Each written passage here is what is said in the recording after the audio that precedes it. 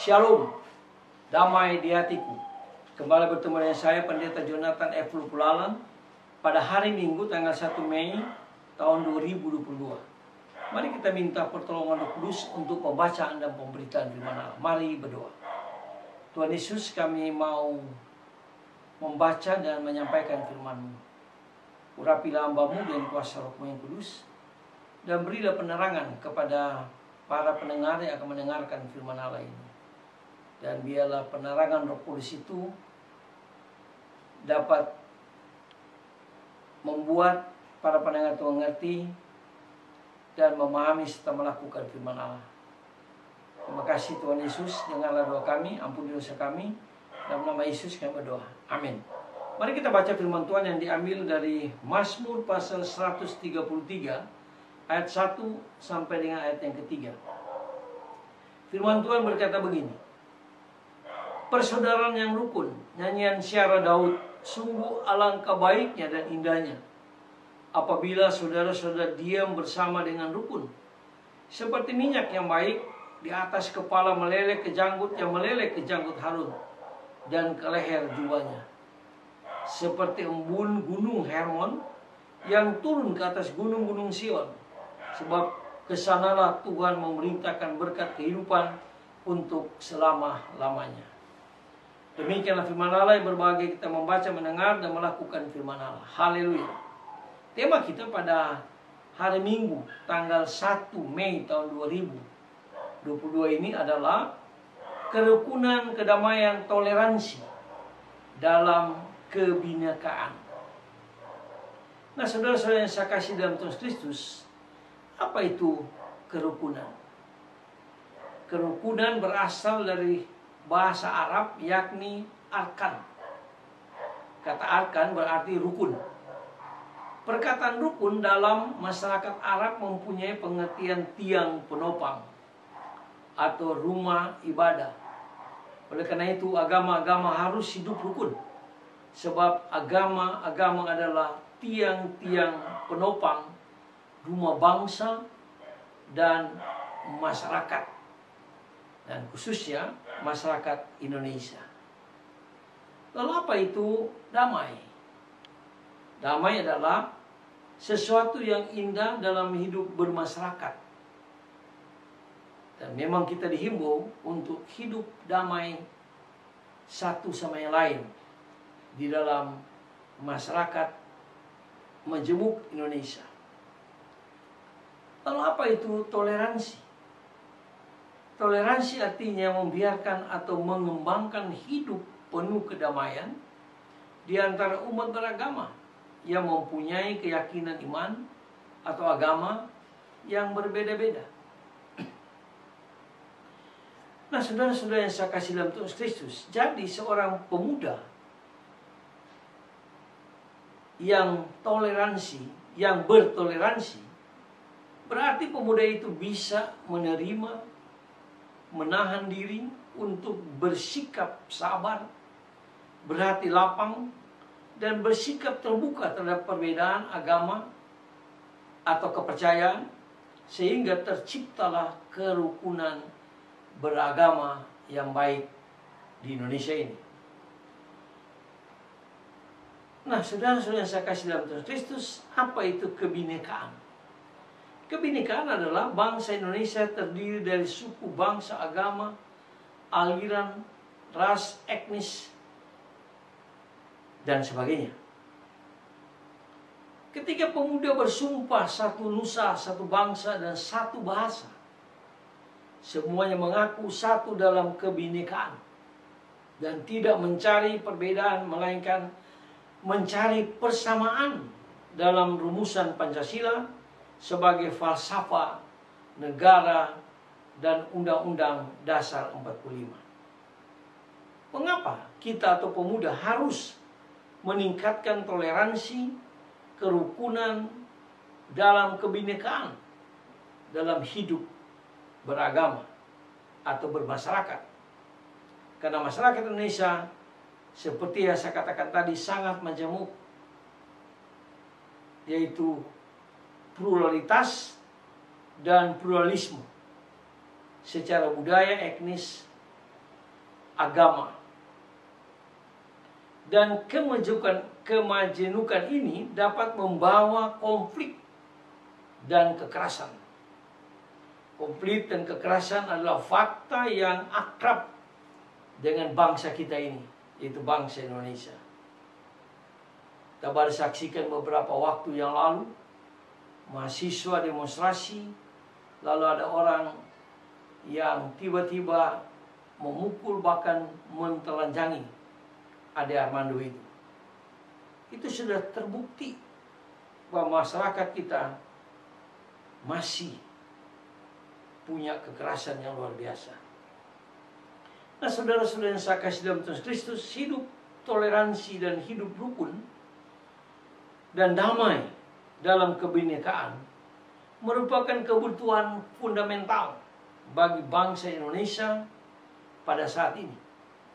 Hidup penuh toleransi dan hidup rukun hendaknya menjadi salah satu insting, baik individual maupun kolektif, yang membentuk cara merasa, cara berpikir, cara melihat, cara memahami, dan cara menderajati, dan juga cara bertindak dan cara berelasi seorang dengan seorang dan kelompok, bahkan lingkungan hidupnya sebagai saudara sekehidupan yang tinggal, yang lahir di Indonesia. Nah, saudara-saudara yang saya kasih dalam Tuhan Kristus, hidup rukun, damai, hendaknya menjadi satu habitus, suatu budaya baru. Kita mesti bisa merasakan bahwa hidup bersama itu indah dan menyelamatkan. Memiliki habitus hidup rukun dan damai sangat dibutuhkan oleh bangsa kita pada saat ini. Karena pada saat ini kita sering disekat-sekat oleh kepentingan pribadi dan kepentingan kelompok. Kepentingan pribadi dan kelompok mendorong bangsa kita memiliki watak yang serakah barangkali terhadap sesama lingkungan hidupnya. Media audiovisual atau medsos yang berorientasi pada pasar dan membentuk akhlak bangsa menjadi buas terhadap sesama dan lingkungan demi kepuasan akan materi, kekuasaan, dan kenikmatan yang sering disebut homo homini lupus, yaitu manusia menjadi serigala terhadap manusia yang lain. Itu pun sudah terbukti dalam bangsa kita. Seringkali demonstrasi-demonstrasi yang mengarah kepada homo homini lupus. Nah, saudara-saudara yang saya kasih dalam Tuhan Kristus, saat ini lebih daripada masa-masa yang telah berlalu, kita perlu membangun suatu habitus atau budaya baru, yaitu budaya cinta kasih, budaya saling mencintai, saling mengasihi dalam hidup rukun dan damai, bahkan penuh dengan toleransi. Seperti yang diungkapkan oleh Menteri Agama beberapa hari yang lalu, yaitu Menteri Agama mengatakan kita harus mengasihi Allah dan mengasihi sesama manusia. Dan saya kira tepat Menteri Agama dia mengutip dari Matius 22 ayat 37-40 yang mengatakan bahwa dua hukum itulah memenuhi semua hukum Taurat, mengasihi Allah dan mengasihi sesama manusia. Ini Menteri Agama mengungkapkan di tengah-tengah umat Islam yang sedang mengadakan ibadah puasa. Dan saya kira ini sesuatu yang sangat baik bagi kita semua. Gereja jelas menolak setiap tindakan kekerasan seperti yang telah diajarkan oleh Tuhan kita Yesus Kristus di dalam Yohanes 13 ayat 34 dan 35 yang berkata begini, Aku memberikan perintah baru kepada kamu, itu supaya kamu saling mengasihi, sama seperti aku telah mengasihi kamu, demikian pula kamu harus saling mengasihi. Nah, saudara-saudara yang saya kasih dalam Tuhan Kristus, bentar lagi kita akan bersama-sama dengan umat Islam merayakan Idul Fitri. Nah, marilah kita menciptakan hidup rukun, penuh damai, toleransi dalam kebinekaan. Nah, saudara-saudara yang saya kasih dalam Kristus, kita untuk Tuhan Yesus mengajak kita untuk menciptakan kerukunan dan damai sejahtera, dan mengupayakan agar kerukunan dan damai menjadi milik setiap orang yang berkehendak baik. Nah, saudara-saudara yang saya kasih dalam Kristus, dewasa ini kerukunan dan damai sejahtera dirusak oleh dosa-dosa atau kuasa kegelapan atau kuasa kejahatan yang saya sebut budaya kematian, yang berwujud nyata dalam terorisme, kekerasan perang, pembunuhan, perseteruan, ketidakadilan, pelanggaran hak asasi manusia, korupsi, dan sebagainya. Nah, kita juga umat Kristen baru saja merayakan Paskah, kebangkitan Kristus. Dalam kebangkitan Kristus, Kristus mengajak kita untuk membaharui hidup dan hidup rukun, penuh damai, dan penuh dengan toleransi dalam kebinekaan. Sebab Mazmur, dia mengatakan dalam Mazmur pasal 133 ayat 1-3, rukun itu indah kalau kita hidup rukun dan damai dan penuh dengan toleransi dan dalam kebinekaan, maka Allah dalam Kristus akan mencurahkan berkat yang berkelimpahan kepada kita, kepada bangsa Indonesia, kepada seluruh rakyat Indonesia. Marilah kita hidup rukun, damai, penuh dengan toleransi dalam kebinekaan. Semoga firman Allah ini menguatkan iman kita dan memberkati seluruh masyarakat Indonesia, khususnya orang-orang yang percaya kepada Kristus. Mari kita tunduk kepala, kita berdoa.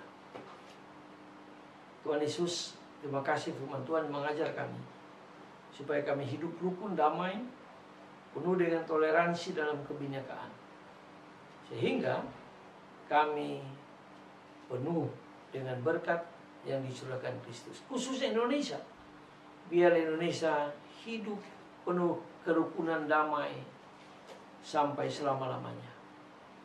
Dalam damai Kristus kami berdoa. Amin. Sampai kita bertemu kembali ke pesantren yang lain.